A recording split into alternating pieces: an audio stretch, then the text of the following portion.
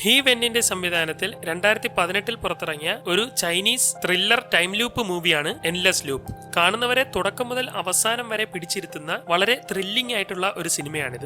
സിനിമയുടെ തുടക്കത്തിൽ കാണിക്കുന്നത് ഒറ്റപ്പെട്ട ഒരു വഴിയിൽ ബ്രേക്ക് ഡൗൺ ആയി കിടക്കുന്ന ഒരു കാറാണ്. അതിലിരിക്കുന്ന പെൺകുട്ടി സഹായത്തിന് വിളിക്കാൻ ശ്രമിക്കുമെങ്കിലും റേഞ്ച് ഒന്നും കിട്ടാത്തത് കൊണ്ട് ആകെ പെട്ടു നിൽക്കുന്നു. ഈ സമയം ഒരു ലോറി അവിടേക്ക് വരികയും ലോറിക്കാരൻ അവളെ കണ്ട് സഹായം എന്തെങ്കിലും ആവശ്യമുണ്ടോ എന്ന് ചോദിക്കുകയും ചെയ്യുന്നു. എന്നാൽ അയാളുടെ ലുക്ക് കണ്ട് അവൾ പേടിയോടെ നിൽക്കുമ്പോൾ പിന്നിൽ നിന്ന് ഒരു കാർ വരികയും അതിൽ മാന്യനായ ഒരു വ്യക്തിയെ കണ്ട് അവൾ അടുത്തേക്ക് ചെന്ന് അടുത്തുള്ള ജംഗ്ഷനിലേക്ക് ഒന്ന് ഡ്രോപ്പ് ചെയ്യാമോ എന്ന് ചോദിക്കുന്നു. അങ്ങനെ അവർ അവിടെ നിന്ന് പുറപ്പെട്ടു പോകും. പോകുന്നതിനിടയിൽ അവൾ അവനോട് നന്ദി പറയുകയും ഓരോ കാര്യങ്ങളെ പറ്റിയൊക്കെ സംസാരിച്ചുകൊണ്ടിരിക്കുകയും ഒക്കെ ചെയ്യുന്നു. അങ്ങനെ ഓരോന്ന് സംസാരിച്ചുകൊണ്ടിരിക്കുന്നതിനിടെ ക്ഷീണം തോന്നുന്ന അവൾ ഒന്ന് കിടക്കാമെന്ന് കരുതി സീറ്റ് പിന്നിലേക്കിടാനായി അവൾ അതിന്റെ സ്വിച്ച് തപ്പുമ്പോൾ അടിയിൽ ഒരു കൈ ഉള്ളതായി അവൾക്ക് മനസ്സിലാവും. ഇതോടെ ഞെട്ടിക്കൊണ്ട് അവൾ നോക്കുമ്പോൾ തന്റെ കയ്യിൽ രക്തം പറ്റിയിരിക്കുകയാണ്. ഇതോടെ എന്ത് ചെയ്യണമെന്നറിയാതെ അവൾ ആകെ പേടിച്ചിരിക്കുന്നു. അവൾ പേടിച്ചിരിക്കുന്നത് കണ്ട് നിനക്കത് മനസ്സിലായി അല്ലേ എന്ന് പറഞ്ഞുകൊണ്ട് പെട്ടെന്ന് കാർ ചവിട്ടി നിർത്തുന്നു. ശേഷം അവൾ അവനെ സ്പാനർ ഉപയോഗിച്ച് തലമണ്ട അടിച്ചു പൊളിക്കുകയും ശേഷം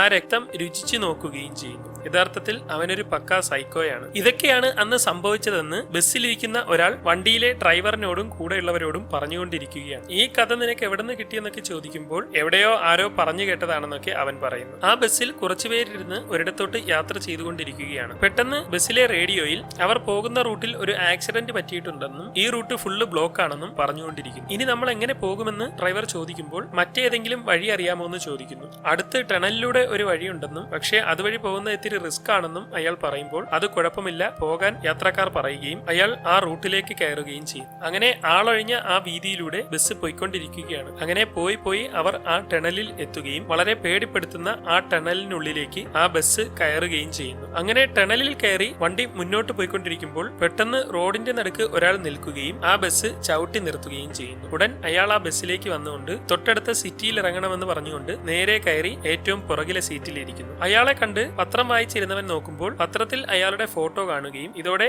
അവൻ തന്റെ അടുത്തുള്ള ഒരു കത്തി എടുത്ത് കയ്യിൽ വെക്കുകയും ചെയ്യും. അങ്ങനെ ബസ് പിന്നെയും മുന്നോട്ട് പോയിക്കൊണ്ടിരിക്കുകയാണ്. ആ ബസ്സിൽ വയ്യാത്ത ഒരു പയ്യനും അവന്റെ ചേച്ചിയുമുണ്ട്. അതിലിരിക്കുന്ന ഗർഭിണിയായ ഒരു പെൺകുട്ടി തന്റെ ഹസ്ബൻഡിനോട് നിങ്ങൾ ഇനി എന്നെ തേടി വരണ്ടെന്നും ഞാൻ നാട് വിട്ടു പോവുകയാണെന്നും ഹസ്ബൻഡിനോട് പറഞ്ഞുകൊണ്ട് അവളുടെ ഫോൺ പുറത്തേക്ക് എറിയുന്നു. അങ്ങനെ ബസ് വളരെ വേഗത്തിൽ മുന്നോട്ട് പോയിക്കൊണ്ടിരിക്കുകയാണ്. വണ്ടി നല്ല സ്പീഡിലാണ് പോയിക്കൊണ്ടിരിക്കുന്നത്. ഇതിനിടെ വണ്ടിയിലുണ്ടായിരുന്ന എഞ്ചിനീയർ നിങ്ങൾ ഇതിനു മുമ്പ് ഈ ടണലിലൂടെ വന്നിട്ടുണ്ടോ എന്ന് ഡ്രൈവറിനോട് ചോദിക്കുന്നു. ഇല്ല കേട്ടിട്ടേ ഉള്ളെന്ന് അയാൾ പറയുമ്പോൾ സൊങ്കാൻഷൻ ടണലാണ് നമ്മുടെ രാജ്യത്തുള്ള ഏറ്റവും നീളമുള്ള ടണലെന്നും ആ ടണലിൽ പോലും 20 മിനിറ്റ് യാത്ര ചെയ്താൽ മതി. എന്നാൽ ഈ ടണലിൽ കയറിയിട്ട് നമ്മളിപ്പോൾ 30 മിനിറ്റ് ആയല്ലോ, ഇതുവരെയും പുറത്തെത്താത്തത് എന്താണെന്ന് ചോദിക്കുമ്പോൾ അതെന്താണെന്ന് എനിക്കും അറിയില്ലെന്നും ചിലപ്പോ ഇതിന് പിന്നെയും നീളം കൂട്ടിയിട്ടുണ്ടാവുമെന്നും അയാൾ പറയും. അങ്ങനെയാണെങ്കിൽ നമുക്കെതിരെ ഇതുവരെ ഒരു കാർ പോലും കാണാത്തത് എന്താണെന്ന് എഞ്ചിനീയർ ചോദിക്കുമ്പോഴാണ് അവർ അത് ശ്രദ്ധിക്കുന്നത്. ഒരുപക്ഷെ ഈ ടണലിന്റെ അവസാനം ഒരു ഡെഡ് എൻഡ് ആയിരിക്കും. അങ്ങനെയെങ്കിൽ നമ്മൾ ഇനി മുന്നോട്ട് പോകേണ്ടതില്ല, തിരിച്ചു പോകുന്നതായിരിക്കും നല്ലതെന്ന് അവർ പറയുകയും അങ്ങനെ ബസ് നിർത്തിയ ശേഷം ആ ടണലിൽ വെച്ച് തന്നെ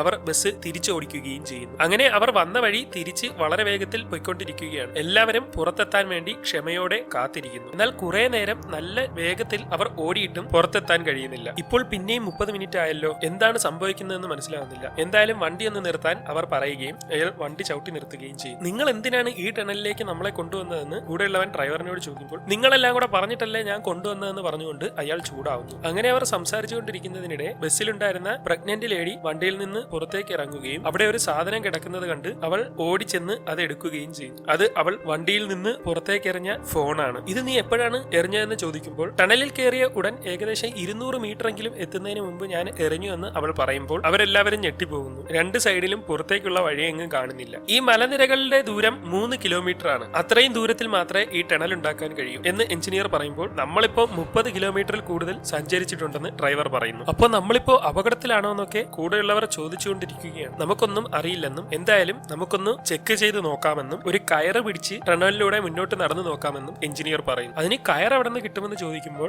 എന്റെ കുഞ്ഞിന് ഡ്രസ് ഉണ്ടാക്കാൻ വെച്ചിരുന്ന നൂൽ എന്റെ കയ്യിലുണ്ടെന്ന് പ്രഗ്നന്റ് ലേഡി പറയുന്നു. അങ്ങനെ വണ്ടിയിൽ കയറിയ സ്ട്രേഞ്ചർ ആ നൂലെടുത്ത് എഞ്ചിനീയറിന്റെ കയ്യിലേക്ക് കൊടുക്കുന്നു. അങ്ങനെ അവർ രണ്ടുപേരും കൂടി നൂല് പിടിച്ച് മുന്നോട്ട് നടക്കുകയാണ്. അങ്ങനെ അവർ നടന്ന് കുറെ ദൂരം പൊയ്ക്കൊണ്ടേയിരിക്കുന്നു. പൊയ്ക്കൊണ്ടിരിക്കുന്നതിനിടെ എഞ്ചിനീയർ ഒന്ന് നിന്ന ശേഷം നിന്റെ പേരെന്താണെന്ന് ചോദിക്കും. അവനൊന്ന് പരിങ്ങിയ ശേഷം ചെൻജിയ ആണെന്ന് പറഞ്ഞുകൊണ്ട് സാധാരണ പോലെ തന്നെ എഞ്ചിനീയറിനോട് സംസാരിക്കും. നിന്നിൽ എന്തെങ്കിലും ദുരുദ്ദേശം ഉണ്ടോ എന്നൊക്കെ ചോദിക്കുമ്പോൾ ഞാനും നിങ്ങളെപ്പോലെ ഒരാൾ മാത്രമാണെന്നൊക്കെ അവൻ പറയുന്നു. അങ്ങനെ അവൻ പിന്നെയും മുന്നോട്ട് നടക്കും. മറ്റുള്ളവരെല്ലാം ബസിന്റെ അടുത്ത് പോയവരെയും കാത്ത് വള്ളിയും പിടിച്ച് നിൽക്കുകയാണ്. അല്പസമയത്തിനുള്ളിൽ പോയവർ രണ്ടുപേരും നടന്ന് ഒരിടത്തെത്തി അവരുടെ കയ്യിലെ വള്ളി തീരുന്നു. അപ്പോഴാണ് തറയിൽ മറ്റൊരു ചെറിയ വള്ളി കിടക്കുന്നത് അവർ കാണുന്നത്. ഇതെങ്ങനെ ഇവിടെ വന്നെന്ന് മനസ്സിലാവുന്നില്ലല്ലോ. എന്തായാലും ഇതിന് നല്ല നീളമുണ്ട്, ഒരുപക്ഷെ ഇത് പുറത്തേക്ക് പോകാനുള്ള ഒരു വള്ളിയായിരിക്കുമെന്ന് പറഞ്ഞുകൊണ്ട് അവർ ആ ചെറിയ വള്ളി തങ്ങളുടെ വള്ളിയിലേക്ക് കൂട്ടിക്കെട്ടിക്കൊണ്ട് അതും പിടിച്ച് മുന്നോട്ട് നടക്കാൻ തുടങ്ങും. അല്പസമയത്തിനുള്ളിൽ ആ ടണൽ മുഴുവൻ നല്ല മഞ്ഞായി മാറുകയും ആ മഞ്ഞയ്ക്ക് കണ്ട് അവർ നടക്കുന്നതിനിടെ തങ്ങളുടെ മുന്നിൽ എന്തോ ഒന്ന് എഞ്ചിനീയർ കാണുന്നു. ഇതോടെ അവൻ തന്റെ കത്തിയെടുത്ത് പതിയെ അവിടേക്ക് പോവുകയാണ്. പെട്ടെന്ന് ബസ്സിനടുത്ത് നിൽക്കുന്നവർ നോക്കുമ്പോൾ തങ്ങളുടെ പിന്നിലൂടെ ആരോ വരുന്നതായി കാണുകയും പേടിച്ച് അത് ആരാണെന്ന് അവർ നോക്കിക്കൊണ്ടിരിക്കുമ്പോൾ മുന്നോട്ട് പോയ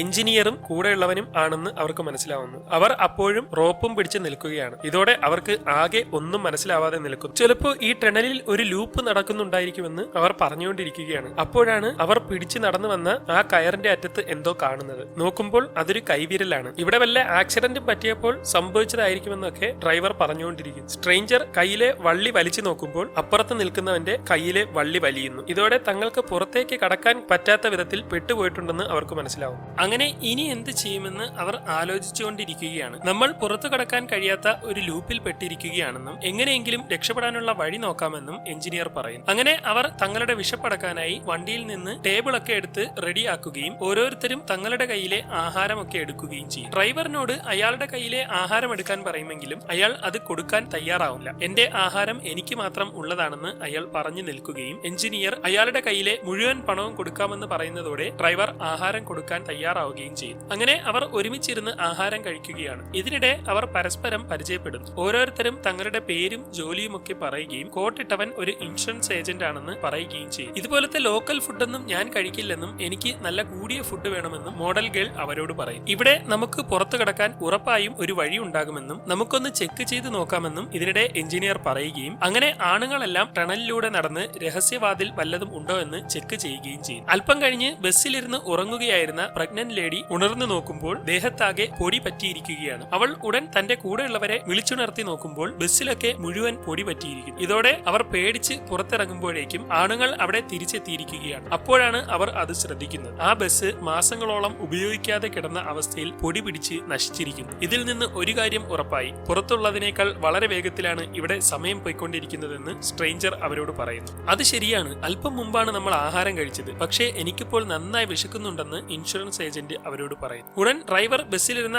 ആഹാരം അവിടേക്ക് കൊണ്ടിടും. അത് കണ്ട് അവർ ഞെട്ടിപ്പോകും. മാസങ്ങളോളം ഇരുന്ന് പഴകിയ നിലയിലാണ് ആ ആഹാര സാധനങ്ങൾ ഉള്ളത്. ഇതോടെ അവർ നല്ല രീതിയിൽ പെട്ടിരിക്കുകയാണെന്ന് എല്ലാവർക്കും മനസ്സിലാവും. അങ്ങനെ ഡ്രൈവർ വണ്ടി സ്റ്റാർട്ടാക്കാൻ ശ്രമിക്കുമെങ്കിലും നടക്കുന്നില്ല. ഇതിനിടെ എഞ്ചിനീയറിന് ബസ്സിൽ നിന്ന് ഒരു മാപ്പ് കിട്ടും. അയാൾ അത് വിശദമായി നോക്കിക്കൊണ്ടിരിക്കുന്നതിനിടെ സ്ട്രേഞ്ചർ അവിടേക്ക് വരികയും നമുക്ക് പുറത്തു കടക്കാൻ വല്ല വഴിയുമുണ്ടോ എന്ന് എഞ്ചിനീയറിനോട് ചോദിക്കുകയും ചെയ്യും. എനിക്ക് അറിയില്ലെന്നും മാപ്പിൽ ഈ ടണലിന്റെ ദിശ നോർത്ത് സൗത്ത് ആണെന്നും പക്ഷേ കോമ്പസിൽ സൗത്ത് വെസ്റ്റ് ആണ് കാണിക്കുന്നതെന്നും എഞ്ചിനീയർ പറയും. ഉടൻ സ്ട്രേഞ്ചർ തന്റെ വാച്ചിലേക്ക് നോക്കും. അതിൽ സമയം തീർന്നുകൊണ്ടിരിക്കുകയാണ്. 1.5 മണിക്കൂർ കൂടിയാണ് ഇനി ബാക്കിയുള്ളത്. പെട്ടെന്ന് ടണലിലെ ലൈറ്റ് മുഴുവൻ എന്തോ സംഭവിച്ച് ഓഫ് ആവുകയും മുഴുവൻ ഇരുട്ടാവുകയും ചെയ്യും. പെട്ടെന്ന് ഇരുട്ടത്ത് എന്തൊക്കെയോ സംഭവിച്ച് എഞ്ചിനീയർ നിലവിളിക്കുകയും ഒന്നും മനസ്സിലാവാതെ നിൽക്കുമ്പോൾ ഡ്രൈവർ ബസിന്റെ ലൈറ്റ് ഓൺ ചെയ്യുകയും ചെയ്യും. അവർ നോക്കുമ്പോൾ എഞ്ചിനീയറിനെ കാണുന്നില്ല. അപ്പോഴാണ് തറയിലൂടെ ആരെയോ വലിച്ചുകൊണ്ടുപോയ രക്തക്കറ അവർ കാണുന്നത്. ഇതോടെ അവർ എല്ലാവരും പേടിച്ച് അതിന്റെ പിന്നാലെ പിന്തുടർന്ന് മുന്നോട്ട് പോകും.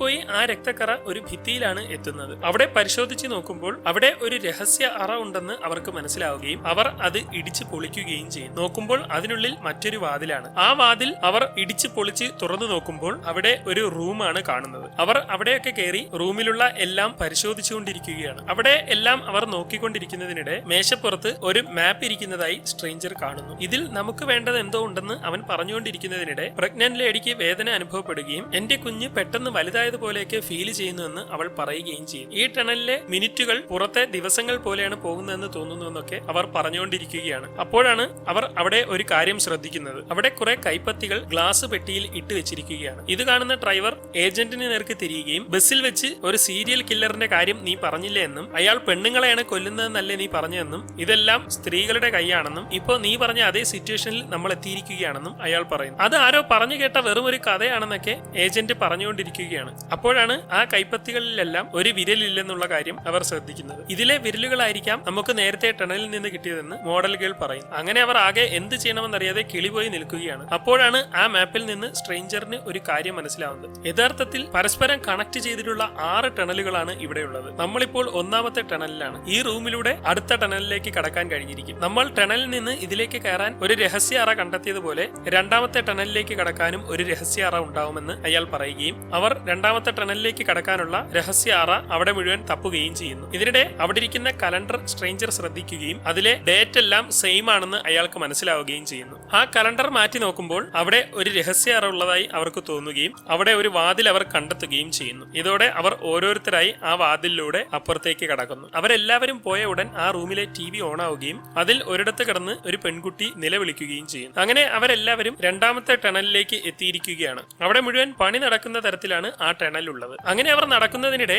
നേരത്തെ ഏജന്റ് പറഞ്ഞ സ്റ്റോറിയുടെ അവസാനം എന്തായിരുന്നു എന്ന് സ്ട്രേഞ്ചർ ഡ്രൈവറിനോട് ചോദിക്കും. എനിക്ക് വ്യക്തമായിട്ടൊന്നും ഓർമ്മയില്ല, പക്ഷെ അവൻ പറയുന്നത് കേട്ട് കഴിഞ്ഞാൽ അവൻ നേരിട്ട് കണ്ടതുപോലെയാണ് തോന്നുന്നത്. അത്ര ക്ലിയർ ആയിരുന്നു അവന്റെ കഥ എന്നൊക്കെ അയാൾ പറയുന്നു. ചിലപ്പോ അയാളാണ് അത് ചെയ്തതെങ്കിലോ എന്ന് സ്ട്രേഞ്ചർ ചോദിക്കുമ്പോൾ ആ മണ്ടനെ കൊണ്ട് അതിനൊന്നും പറ്റില്ലെന്ന് പറഞ്ഞുകൊണ്ട് അവർ ചിരിക്കുന്നു. അപ്പോഴാണ് മുന്നിലെ കാഴ്ച അവർ ശ്രദ്ധിക്കുന്നു. അവിടെ അവരുടെ ബസ് കിടക്കുകയാണ്. അത് മുഴുവൻ മുള്ളുവേലി കൊണ്ട് ചുറ്റി വരിഞ്ഞിട്ടിരിക്കുന്നു. അവർ ബസ്സിൽ ചെന്ന് നോക്കുമ്പോൾ അതിനുള്ളിൽ ഫ്രഷ് ആയിട്ടുള്ള ആഹാരം കാണുകയും ഉടൻ ഏജന്റ് അവിടേക്ക് വന്ന് ആഹാരത്തിന് വേണ്ടി രണ്ടുപേരും പിടികൂടുകയും ചെയ്യും. ഏജന്റ് ആഹാരം എടുത്തുകൊണ്ട് പോകുമ്പോഴേക്കും ഡ്രൈവർ നോക്കുമ്പോൾ അവിടെ ഒരു തോക്കുള്ളതായി കാണുന്നു. മറ്റുള്ളവർ ആഹാരം പകത്തുകൊണ്ടിരിക്കുന്നതിനിടെ ഡ്രൈവർ തോക്കുമായി അവിടേക്ക് വന്ന് ആ ഫുഡ് തരാൻ പറഞ്ഞ് ചൂടാവുകയും ഈ തോക്കൊന്നും പൊട്ടത്തില്ലെന്നൊക്കെ ഏജന്റ് പറയുകയും ചെയ്യും. ഉടൻ അയാൾ 2 വെടിവെക്കുകയും എല്ലാവരും പേടിച്ച് പിന്മാറുകയും ചെയ്യും. ഇതിനിടെ സ്ട്രേഞ്ചർ എങ്ങനെയെങ്കിലും ഡ്രൈവറിനെ പറഞ്ഞ് സമാധാനിപ്പിക്കാൻ ശ്രമിക്കുകയാണ്. എന്നാൽ അയാൾ അതൊന്നും കേൾക്കുന്നില്ല. എന്റെ ആഹാരം കിട്ടിയേ പറ്റുള്ളൂ എന്ന് പറഞ്ഞ് വാശി പിടിക്കുകയും അവർ ആഹാരം തിരിച്ചു കൊടുക്കുകയും ചെയ്യും. ശേഷം അയാൾ എല്ലാവരെയും തോക്ക് കാണിച്ച് പേടിപ്പിച്ച് ആഹാരവുമായി ബസ്സിനുള്ളിലേക്ക് കയറും. അങ്ങനെ മറ്റുള്ളവരെല്ലാം അവിടെ വിശന്നിരിക്കുകയാണ്. ഈ സമയം മോഡൽ ഗേളിന് നന്നായി വിശക്കുകയും അവൾ നേരെ ബസ്സിനുള്ളിലേക്ക് ചെല്ലുകയും ചെയ്യും. ശേഷം അവനെ ഓരോന്ന് പറഞ്ഞ് പ്രലോഭിപ്പിച്ച് കയ്യിൽ നിന്ന് ഫുഡ് വാങ്ങുകയും വിശപ്പ് സഹിക്കാനാവാതെ അത് കഴിക്കുകയും ചെയ്യുന്നു. അല്പം കഴിഞ്ഞ് സ്ട്രേഞ്ചർ ഡ്രൈവറിന്റെ അടുത്തേക്ക് ചെല്ലുന്നു. ഡ്രൈവർ അവനോട് ചൂടാവുമെങ്കിലും ഞാൻ ഭക്ഷണം മേടിക്കാനല്ല വന്നതെന്നും ഒരു ദിവസം കൂടി കഴിയുമ്പോൾ നിന്റെ കയ്യിലുള്ള എല്ലാ ഫുഡും തീർന്നു പോകുമെന്നും പിന്നീട് നീ എങ്ങനെ അതിജീവിക്കുമെന്നുമൊക്കെ സ്ട്രേഞ്ചർ ചോദിക്കും. ഈ മാപ്പ് നോക്കി പോയാൽ നമുക്ക് ഈ ടണലിൽ നിന്ന് പുറത്തു കടക്കാൻ കഴിയും. പക്ഷെ അതുവരെ എല്ലാവരും ജീവിച്ചിരിക്കണമെങ്കിൽ ഫുഡ് ആവശ്യമാണ്. നമ്മളെല്ലാവരും മരിച്ചുപോയാൽ നിനക്ക് ഒറ്റയ്ക്ക് ഇവിടെ നിന്ന് രക്ഷപ്പെടാൻ കഴിയുമോ എന്നൊക്കെ ചോദിക്കും. എന്നാൽ അയാൾ അതൊന്നും കേൾക്കാൻ തയ്യാറാവുന്നില്ല. എന്റെ ഫുഡ് ആർക്കും കൊടുക്കില്ലെന്ന് തന്നെ അവൻ പറഞ്ഞുകൊണ്ടിരിക്കുകയാണ്. അങ്ങനെ സ്ട്രേഞ്ചർ അവിടെ നിന്ന് പോകും. അല്പം കഴിഞ്ഞ് മോഡൽ ഗേൾ പിന്നെയും ഡ്രൈവറിന്റെ അടുത്തേക്ക് ചെല്ലുകയും അവനെ സോപ്പിട്ട് വീണ്ടും ആഹാരം മേടിച്ച് കഴിക്കുകയും ചെയ്യും. ശേഷം അവിടെ വെച്ചവർ ഓരോ പണി ഒപ്പിച്ചുകൊണ്ടിരിക്കുന്നതിനിടെ പുറത്തുനിന്ന് ഏജന്റ് ഒരു ആഹാരം മോഷ്ടിച്ചുകൊണ്ട് പോകാൻ ശ്രമിക്കുകയും എന്നാൽ അവൻ ആഹാരമെടുത്ത് കഴിക്കുന്നത് ഡ്രൈവർ കാണുകയും ചെയ്യുന്നു. ഇതോടെ അവർ തമ്മിൽ ആഹാരത്തിന് വേണ്ടി ഒരു അടി നടക്കുന്നു. നീ എന്റെ ആഹാരം എടുത്തല്ലേ എന്ന് പറഞ്ഞുകൊണ്ട് ഡ്രൈവർ അവനെ നല്ലപോലെ ഇടിക്കുകയും അവിടെ ഇരിക്കുന്ന ഒരു ഡ്രം എടുത്ത് അവന്റെ മുകളിലേക്ക് ഇടാൻ ശ്രമിക്കുകയും ചെയ്യുന്നു. എന്നാൽ അവൻ വെപ്രാളത്തോടെ നിന്റെ പിന്നിലേക്ക് നോക്കാൻ വിളിച്ചു പറഞ്ഞുകൊണ്ടിരിക്കുകയാണ്. പെട്ടെന്ന് എന്തോ ഒന്ന് സംഭവിക്കുന്നു. ഈ സമയം മറ്റുള്ളവർ മുന്നോട്ട് നടന്നു വന്നുകൊണ്ടിരിക്കുകയാണ്. പെട്ടെന്ന് ഏജന്റ് അവരുടെ അടുത്തേക്ക് ഓടി വരികയും അവിടേക്ക് വന്നത് നോക്കാൻ വളരെ പേടിയോടെ പറയുകയും ചെയ്യും. ഇതോടെ അവർ ഏജന്റിനോടൊപ്പം ചെന്ന് നോക്കുമ്പോൾ ഡ്രൈവറിന്റെ വയറ്റിലൂടെ ഒരു കമ്പി കുത്തി ഇറക്കിയ രീതിയിൽ നിൽക്കുകയാണ്. മരിക്കുന്നതിന് മുമ്പ് അയാൾ സ്ട്രേഞ്ചറിനെ ചൂണ്ടിക്കാണിക്കുകയും ശേഷം മറിഞ്ഞു വീഴുകയും ചെയ്യും. അവർ നോക്കുമ്പോൾ അയാൾ മരിച്ചിരിക്കുകയാണ്. പെട്ടെന്ന് മോഡൽ ഗേൾ ഓടി അവിടേക്ക് വരികയും നീയല്ലേ ആ ഡ്രൈവറിനെ കൊന്നതെന്ന് പറഞ്ഞുകൊണ്ട് അവൾ ദേഷ്യപ്പെടാൻ തുടങ്ങുകയും ചെയ്യും. ഞാനൊന്നുമല്ല, അവൻ എന്നെയാണ് കൊല്ലാൻ നോക്കിയതെന്നൊക്കെ ഏജന്റ് പറയുമെങ്കിലും ആ സമയത്ത് നീ മാത്രമേ ഉള്ളായിരുന്നുവെന്നും നീ തന്നെയാണ് കൊന്നതെന്നും ഒക്കെ അവൾ പറയും. ഞാനൊന്നും ചെയ്തിട്ടില്ലെന്നും ചിലപ്പോ നമ്മളല്ലാതെ മറ്റാരെങ്കിലും ഈ ടണലിൽ ഉണ്ടാവുമെന്നുമൊക്കെ അവൻ വിളിച്ചു പറയും. ഇതോടെ സ്ട്രേഞ്ചറിന് എന്തോ ഒരു സംശയം തോന്നുന്നു. അങ്ങനെ എന്തായാലും അവർ നേരെ ആ ബസ്സിലേക്ക് ചെല്ലുന്നു. ശേഷം അതിലിരുന്ന ആഹാരമെല്ലാം എടുത്ത് പിടിവലി കൂടുമ്പോൾ അത് താഴെ പോവുകയും ഏജന്റ് ബസ്സിനടിയിൽ വീണ ആഹാരം എടുക്കുന്നതിനിടെ അവിടെ ഒരു ഡ്രെയിനേജ് ഉള്ളതായി കാണുകയും ചെയ്യും. അങ്ങനെ അവരെല്ലാവരും ചേർന്ന് ആ ബസ് തള്ളി നീക്കിയ ശേഷം ആ ഡ്രെയിനേജ് തുറക്കുകയും ഓരോരുത്തരായി അതിനുള്ളിലേക്ക് ഇറങ്ങുകയും ചെയ്യും. അവിടെ അവർ നേരത്തെ ഇറങ്ങിയതുപോലത്തെ സെയിം റൂമിലാണ് എത്തിയിരിക്കുന്നത്. അവർ നേരെ ചെന്ന് കലണ്ടറിന്റെ പിന്നിൽ നോക്കുമ്പോൾ അടുത്ത ടണലിലേക്കുള്ള രഹസ്യവാതിൽ ഉള്ളതായി കാണും. പിന്നെയും അവർ അവിടെ പരിശോധിക്കുമ്പോൾ അവിടുത്തെ ഗ്ലാസ് കൂടുകൾക്കുള്ളിൽ ഇത്തവണ വിരലുകളാണ് ഉള്ളത്. അതിൽ ഒരെണ്ണത്തിൽ ഒന്നും കാണുന്നില്ല. അങ്ങനെ അവർ അവിടെ മുഴുവൻ ഓരോന്ന് പരിശോധിച്ചുകൊണ്ടിരിക്കുന്നതിനിടെ അവിടുത്തെ TV ഓണാവുന്നു. നോക്കുമ്പോൾ അതിനുള്ളിൽ ഒരു പെൺകുട്ടിയെയാണ് കാണുന്നത്. അല്പസമയത്തിനുള്ളിൽ അതിന്റെ സിഗ്നൽ കട്ടാവുന്നു. ഇതോടെ എല്ലാവരും ആ രഹസ്യവാതിലൂടെ അടുത്ത ടണലിലേക്ക് പോവുകയും മോഡൽ ഗേൾ നോക്കുമ്പോൾ അവിടെ തന്റെ ഫോട്ടോ കാണുകയും ചെയ്യുന്നു. അവൾ മരിച്ച് അഴുകിയ ഫോട്ടോസ് ആണ് അതിൽ ഉള്ളത്. ഇങ്ങനെ ഒന്നും മിണ്ടാതെ അവളും അടുത്ത ടണലിലേക്ക് പോകുന്നു. ആ ടണൽ വർഷങ്ങളോളം പഴക്കമുള്ള രീതിയിലാണ് ഉള്ളത്. അവർ നോക്കി നടന്ന് നേരെ പിന്നെയും ബസ്സിനടുത്ത് എത്തുന്നു. അവർ ചെന്ന് നോക്കുമ്പോൾ അതിനുള്ളിൽ പാമ്പും പാറ്റയും തുടങ്ങി എല്ലാ ജീവികളും ഉണ്ട്. ഇതിനുള്ളിൽ എന്തായാലും ഫുഡ് കാണുമെന്ന് പറഞ്ഞ പറഞ്ഞുകൊണ്ട് അവൻ തപ്പുമെങ്കിലും അതിൽ ഫുഡ് കാണാൻ കഴിയുന്നില്ല. അപ്പോഴാണ് പുറത്തു നിൽക്കുന്നവർ ആ കാഴ്ച കാണുന്നത്. അവരുടെ തന്നെ ആഹാരം കഴിച്ചുകൊണ്ടിരിക്കുന്ന രീതിയിലുള്ള മരിച്ച് അഴുകിയ ശരീരങ്ങൾ അവിടെ ഇരിക്കുന്നു. ആഹാരത്തിൽ നിന്ന് പാറ്റയും വണ്ടുമൊക്കെ ഇറങ്ങി പോകുന്നുണ്ട്. സ്ട്രേഞ്ചർ നേരെ ചെന്ന് അവിടെ മൂടി വെച്ചിരുന്ന ആഹാരം തുറന്നു നോക്കുമ്പോൾ അതിൽ ഒരു തലയോട്ടിയാണ് ഇരിക്കുന്നത്. ഈ സമയം ഏജന്റിന് വിശപ്പ് താങ്ങാൻ കഴിയാതെ നിൽക്കുകയാണ്. അവൻ മറ്റൊന്നും ചിന്തിക്കാതെ വിശപ്പിന്റെ കാഠിന്യം കൊണ്ട് ആ അഴുകിയ ആഹാരമെടുത്ത് കഴിക്കാൻ ശ്രമിക്കുകയും എന്നാൽ അവനെ കൊണ്ട് പറ്റാതെ എല്ലാം തുപ്പിക്കളയുകയും ചെയ്യും. അവന്റെ വിഷമം കണ്ട് പ്രഗ്നന്റ് ലേഡി തന്റെ കയ്യിലുണ്ടായിരുന്ന ബിസ്ക്കറ്റിൽ നിന്ന് ഒരെണ്ണം എടുത്ത് അവന് കൊടുക്കുന്നു. അവനത് ആർത്തിയോടെ കഴിച്ച ശേഷം ഒന്നുകൂടി തരാമോ എന്ന് ചോദിക്കുകയും ഇതെന്റെ കുഞ്ഞിന് വേണ്ടി ഞാൻ കരുതി വെച്ചിരുന്നതാണെന്നും ഇനി തരാൻ പറ്റില്ലെന്നും കുഞ്ഞിന് ആഹാരം കിട്ടിയേ പറ്റുള്ളൂ എന്നുമൊക്കെ അവൾ പറയും. അവൻ കുറെ നേരം അവളുടെ കാല് പിടിച്ച് ചോദിക്കുകയും സ്ട്രേഞ്ചർ അവനെ തട്ടി മാറ്റുകയും ചെയ്യുന്നു. ഇതോടെ അവൻ തന്റെ കയ്യിലിരുന്ന തോക്കെടുത്ത് അവരുടെ നേർക്ക് ചൂണ്ടുകയും ആഹാരം തട്ടിപ്പറിച്ച് മേടിക്കുകയും ചെയ്യുന്നു. ഇവിടെ ഇപ്പോ നമ്മളെ സഹായിക്കാൻ ആരുമില്ലെന്നും നമ്മുടെ കാര്യം നമ്മൾ നോക്കിയേ പറ്റുള്ളൂ എന്നും നിങ്ങളുടെ കയ്യിലുള്ള ആഹാരമെല്ലാം തരാൻ പറഞ്ഞ് അവൻ മറ്റുള്ളവരുടെ കയ്യിലുണ്ടായിരുന്നത് കൂടി മേടിക്കുകയും ചെയ്യും. ശേഷം അവൻ അതിൽ നിന്ന് ആഹാരമെടുത്ത് കഴിച്ചുകൊണ്ടിരിക്കുകയാണ്. ഇതിനിടെ മോഡൽ ഗേൾ അവനെ പ്രലോഭിപ്പിക്കാനായി അടുത്തേക്ക് ചെല്ലുന്നു. എന്നാൽ അവൻ അവളെ പിടിച്ച് തോക്ക് ചൂണ്ടിയ ശേഷം നിനക്ക് ആള് മാറിപ്പോയെന്നും എന്റേന്ന് ഒന്നും കിട്ടുമെന്ന് പ്രതീക്ഷിക്കേണ്ടെന്നും പറയുന്നു. ഈ സമയം സ്ട്രേഞ്ചർ വാച്ചിൽ നോക്കുമ്പോൾ ഇനി 42 മിനിറ്റ് കൂടി മാത്രമാണുള്ളത്. അങ്ങനെ അവർ മുന്നോട്ട് നടന്നു പോവുകയും അവിടെ വീണ്ടും അടുത്ത വാതിൽ കണ്ടെത്തുകയും ചെയ്യും. അങ്ങനെ ആ വാതിലും തുറന്ന് അവർ ഉള്ളിലേക്ക് കയറുന്നു. മുൻപ് കയറിയതുപോലത്തെ സെയിം റൂമിൽ തന്നെയാണ് വീണ്ടും എത്തിയിരിക്കുന്നത്. കലണ്ടറിന് പിന്നിൽ ചെന്ന് അടുത്ത ടണലിലേക്കുള്ള വാതിലൊക്കെ അവർ തപ്പുമെങ്കിലും ഇത്തവണ അവിടെ വാതിലൊന്നും കാണാൻ കഴിയുന്നില്ല. അവർ നോക്കിക്കൊണ്ടിരിക്കുന്നതിനിടെ TV ഓണായി അതിൽ നേരത്തെ പെൺകുട്ടിയെ കാണിക്കുകയും അവൾ നിൽക്കുന്ന സ്ഥലത്തേക്ക് വെള്ളം നിറയുകയും ചെയ്യും. പെട്ടെന്ന് ഏജന്റ് TV വെടിവെച്ച് തകർക്കുകയും ഇത് നോക്കി നിന്ന് വെറുതെ സമയം കളയാതെ ഒന്ന് വരാനും എനിക്കൊരു കാര്യം പറയാനുണ്ടെന്നും അവൻ പറയും. നമ്മൾ ഓരോ ടണലും കഴിഞ്ഞ് ആ റൂമിലേക്ക് കയറിയപ്പോൾ അടുത്ത ടണലിലേക്കുള്ള വാതിൽ കണ്ടിരുന്നു. എന്നാൽ ഇത്തവണ അത് കാണാൻ കഴിയുന്നില്ല. കഴിഞ്ഞ 2 തവണയും ഓരോ ടണൽ കഴിഞ്ഞപ്പോൾ ഓരോരുത്തരും മരിച്ചിട്ടുണ്ടായിരുന്നു. അതുകൊണ്ടാണ് നമുക്ക് അടുത്ത ടണലിൽ കയറാൻ കഴിഞ്ഞത്. ഈ ടണലിൽ നിന്ന് അടുത്ത ടണലിലേക്ക് കയറണമെങ്കിലും നമ്മളിൽ ആരെങ്കിലും ഒരാൾ മരിച്ചേ പറ്റുള്ളൂ. അതിന് നിങ്ങളിൽ ആരാണ് തയ്യാറെന്ന് ഏജന്റ് ചോദിക്കും. ആദ്യത്തെ ടണലിൽ കയറാൻ എഞ്ചിനീയർ മരിച്ചു. രണ്ടാമത്തെ ടണലിൽ കയറാൻ ഡ്രൈവറും മരിച്ചു. ഇത്തവണ ആരാണ് മരിക്കുന്നതെന്ന് അവൻ ചോദിക്കുമ്പോൾ മോഡൽ ഗേൾ അവനോട് എന്നെ ഒന്നും ചെയ്യരുതെന്നും നിനക്ക് എന്ത് വേണമെങ്കിലും ഞാൻ ചെയ്തു തരാമെന്നും പറയും. ഇതോടെ അവൻ അവളുടെ നേർക്ക് തിരിഞ്ഞുകൊണ്ട് ശരി അങ്ങനെയെങ്കിൽ നിന്നെ വെറുതെ വിട്ടേക്കാം, നിന്റെ ഈ ലുക്കൊക്കെ ഒന്ന് മാറ്റി നല്ല ഒരുങ്ങി കുട്ടപ്പിയായി വരാൻ പറയും. അങ്ങനെ അവൾ നേരെ ആ റൂമിലേക്ക് ഓടി ചെല്ലുകയും അവിടെയുള്ള മേക്കപ്പ് സാധനങ്ങളൊക്കെ എടുത്ത് ഒരുങ്ങാൻ തുടങ്ങുകയും ചെയ്യും. ശേഷം അവൻ പയ്യന്റെ നേർക്ക് തിരിയുകയും കൂട്ടത്തിലെ ഒരു ഉപയോഗവുമില്ലാത്ത ആള് നീയാണെന്നും നീ മരിക്കണമെന്ന് പറയുകയും ചെയ്യുമ്പോൾ അവന്റെ ചേച്ചി അതിന് സമ്മതിക്കുന്നില്ല. ഇതോടെ അവർ തമ്മിലൊരു സംസാരമാവുകയും അവനൊരു കൊച്ചുകുട്ടിയാണെന്നും അവനെ ഒന്നും ചെയ്യരുതെന്നും സ്ട്രേഞ്ചർ പറയുമ്പോൾ ഏജന്റ് അവന്റെ നേർക്ക് തിരിയുകയും നീ എന്തിനാണ് ഇടയ്ക്കിടയ്ക്ക് ഈ വാച്ച് നോക്കുന്നതെന്നും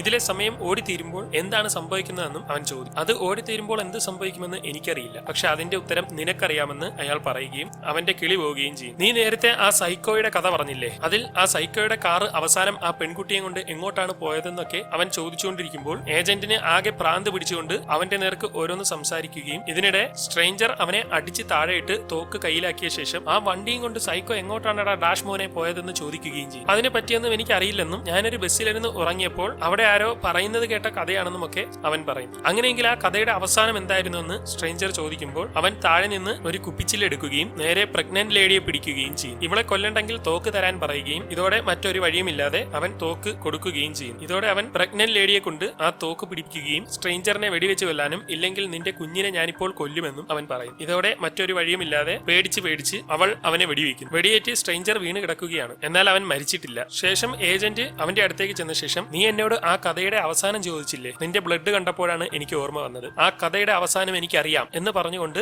അവൻ അത് പറയാൻ തുടങ്ങുമ്പോഴേക്കും പെൺകുട്ടി പിന്നിൽ വന്ന് അവനെ അടിക്കുന്നു. എന്നാൽ അവന് ഒന്നും സംഭവിച്ചിട്ടില്ല. അതോടെ അവൻ ദേഷ്യത്തോടെ അവളെ അടിക്കുകയും പിടിച്ചു വലിച്ച് ആ റൂമിലേക്ക് കൊണ്ടുപോവുകയും ചെയ്യും. ശേഷം അവിടെ ഇട്ട് അവളെ ഉപദ്രവിക്കുകയാണ്. അവിടെ വെച്ച് അയാൾ അവളെ കൊല്ലാൻ ശ്രമിക്കുകയും പെട്ടെന്ന് അവളുടെ അനിയൻ അവിടേക്ക് കയറി വന്ന് അവനെ അടിച്ച് താഴെ ഇടുകയും ചെയ്യും. മോഡൽ ഗേൾ ഇതൊന്നും അറിയാത്തതുപോലെ അവിടെ ഇരുന്ന് ഒരുങ്ങിക്കൊണ്ടിരിക്കുകയാണ്. അപ്പോഴെല്ലാം അവൻ ആ പയ്യനെ അടിച്ച് ഊപ്പാട് വരുത്തി അവനെ അവിടെ ഇരുന്ന വെള്ളത്തിലേക്ക് മുക്കുന്നു. അവൻ ശ്വാസം കിട്ടാതെ പിടയുന്നതിനിടെ പയ്യന്റെ ചേച്ചി അയാളുടെ തലമണ്ട അടിച്ചു പൊളിക്കുന്നു. ഇതോടെ ആകെ ദേഷ്യം വരുന്ന ഏജന്റ് അവളെ അപ്പോൾ തന്നെ വെടിവെച്ച് കൊല്ലും. വെടിയേറ്റ് വീണ അവൾ മരിക്കാൻ കിടക്കുകയാണ്. അനിയനോടി അവളുടെ അടുത്തേക്ക് വരുമ്പോഴേക്കും അവൾ ഹെഡ്ഫോൺ എടുത്ത് അവന്റെ ചെവിയിൽ വെക്കുകയും മോൻ വിഷമിക്കേണ്ടെന്ന് പറഞ്ഞുകൊണ്ട് അവനെ സന്തോഷിപ്പിക്കാൻ ശ്രമിക്കുകയും ചെയ്യും. ഉടൻ അയാൾ പിന്നെയും അവളെ വെടിവെച്ച് കൊല്ലും. ഈ സമയം കൊണ്ട് വെടിയേറ്റ് കിടന്നിരുന്ന സ്ട്രേഞ്ചർ പതിയെ എഴുന്നേൽക്കുകയും ആ റൂമിലേക്ക് പതിയെ നടന്നു ചെല്ലുകയും ചെയ്യും. ഈ സമയം ദേഷ്യത്തോടെ അവൻ പിന്നെയും അവളെ വെടിവെക്കാൻ ശ്രമിക്കുന്നുണ്ടെങ്കിലും തോക്കിന്റെ ഉണ്ട തീർന്നിരിക്കുകയാണ്. ഇതിനിടെ മോഡൽ ഗേൾ ഒരുങ്ങി അവന്റെ അടുത്തേക്ക് വരുന്നു. എന്നാൽ അവൻ പേടിച്ച് എന്റെ അടുത്തേക്ക് വരരുതെന്നൊക്കെ അവളുടെ അടുത്ത് പറയുകയും അവളുടെ കൊങ്ങയ്ക്ക് പിടിച്ച് ഇറുക്കിക്കൊണ്ട് അവളെ കൊല്ലാൻ ശ്രമിക്കുകയും ചെയ്യും. അവൾ മരിക്കാറാവുമ്പോഴേക്കും ലൈറ്റ് മുഴുവൻ ഓഫ് ആവുകയും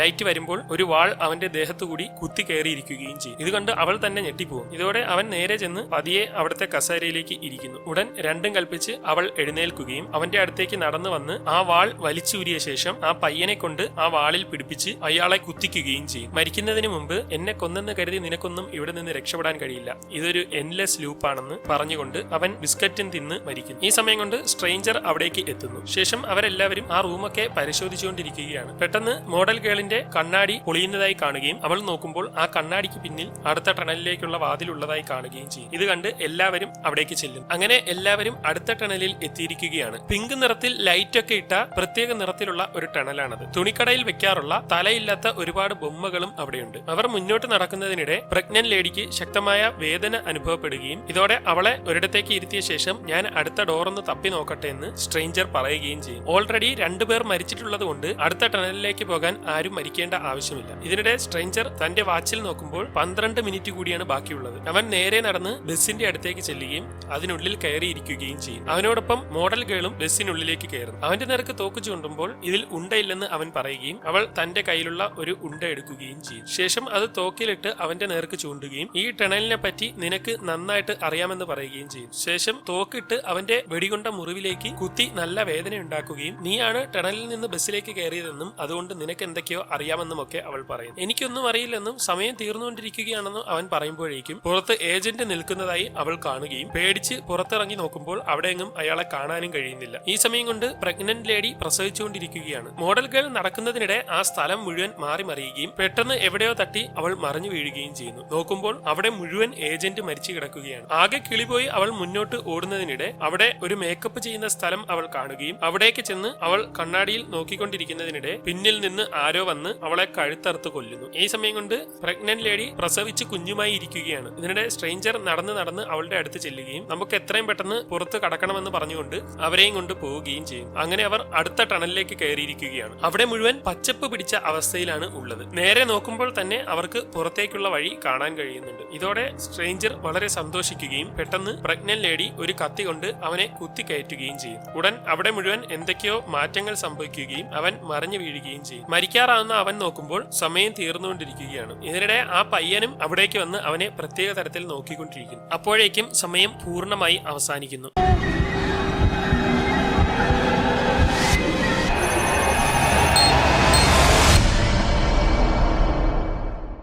വീഡിയോയുടെ ദൈർഘ്യം കൂടുതലായതിനാൽ 2 പാർട്ടായിട്ടാണ് ഇറക്കുന്നത്. ആദ്യ പാർട്ട് ഇവിടെ അവസാനിക്കുന്നു. കഥയുടെ ബാക്കിയുമായി അടുത്ത ഒരു വീഡിയോയിലൂടെ കാണുന്നത് വരെ എല്ലാവർക്കും ഗുഡ് ബൈ.